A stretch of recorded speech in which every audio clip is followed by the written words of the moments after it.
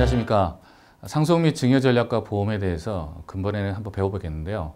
특히나 최근에는 보험을 잘못 활용하는 증여 방법들이 시중에 많이 이야기가 되고 있어서 그 부분에 대해서 설명을 좀 드리고자 합니다.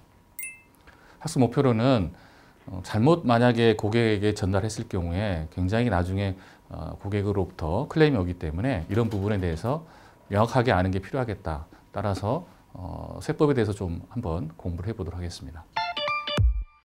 먼저 통상적으로 보험을 활용할 때 이 보험료가 문제가 되잖아요. 그래서 부모가 자녀에게 현금을 증여를 합니다. 성년 자녀인 경우에 5천만 원까지 증여세가 없기 때문에 먼저 부모가 자녀에게 5천만 원을 증여를 하고 현금 증여를 하고 세무당국에 신고를 합니다.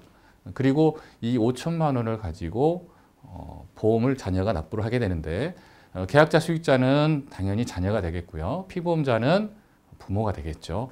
그래서 만약에 예를 들어 종신보험을 가입할 경우에 부모가 사망할 경우 사망보험금이 발생이 되지 않습니까? 그러면 이 사망보험금은 이미 보험료가 증여된 현금으로 보험료가 납부가 됐기 때문에 사망보험금도 상속세가 없다라는 주장인데요. 상속세 및 증여세법에 따르면요. 보험금이 발생이 되면 보험금 상당에 의해서 기존에 증여받은 재산으로 납부한 보험료 납부가액을 뺀 가액을 상속세로 다시 포함을 합니다. 예를 들어서 5천만 원 현금을 증여를 하고 사망보험금이 1억이 발생했다면 상속세 재산가액은 기존에 증여했던 5천만 원을 제외하고 나머지 5천만 원이 다시 상속재산가액에 포함이 되겠죠. 만약에 5천만 원은 이 증여된 이 금액이 10년이 안 됐다면 1억이 사망보험 1억이 다시 상속재산가액에 포함이 되고 상속세를 계산한 다음에 그때 증여세가 있다면 증여세를 빼서 계산해서 상속재산가액, 상속세를 계산하게 됩니다. 그리고 두 번째로 이런 부분들은 어느 정도 인지를 하셔서 현금을 증여하지 않고 일단 보험을 가입하게 하는 거죠. 뭐 계약자, 수익자가 뭐 부모가 된다거나 아니면 자녀를 해서 통장에서 자동이체는 부모 통장에서 빠지게 하는 거죠.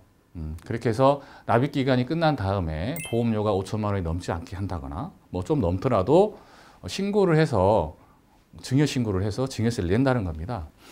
그렇게 할 경우에는 만기 환급금이나 뭐 사망보험금이 뭐 상속세나 증여세가 없다라고 하시는데요.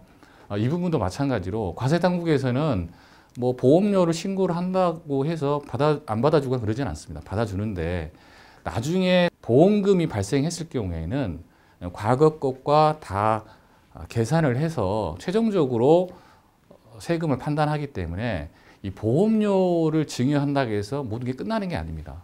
보험금이 발생이 되게 되면 반드시 다시 계산하기 때문에 이런 부분들을 고객에게 잘못 전달할 경우에는 나중에 많은 미론의 소지가 되기 때문에 반드시 조심해서 이런 부분들은 설명을 해줘야 될 것 같습니다. 다시 한번 정리를 해드리면 보험료를 증여한다고 해서 또 보험을 증여한다고 해서 끝나는 게 아니고요. 반드시 이 보험금이 발생했을 때 다시 계산을 해서 세금을 계산하기 때문에 반드시 이런 부분들은 명심을 해야 될 것으로 판단됩니다. 전문가가 아닌 뭐 일반인들이 와서 이렇게 뭐 보험을 증여하면 됩니다. 뭐 보험료를 증여하면 됩니다. 이런 부분들에 대해서는 현혹되지 마시고 어느 정도 여러분께서 오늘 강의를 들으신 분들은 필터링을 좀 해야 된다라고 보여지고요. 만약에 잘못된 이런 보험의 증여 기술을 활용할 경우에는 그 고객에 정말 전문가가 만나거나 아니면 사업하시면 기장세무서에게 물어봤을 때 세무사에게 물어봤을 때 무슨 소리냐 이런 식의 답변을 받는다면 여러분들은 굉장히 비전문가로서 보여지고요. 또 고객과의 대면하게 되면 굉장히 좀 낭패한 부분이 발생할 수 있기 때문에 그런 부분을 반드시 주의해야 되겠습니다.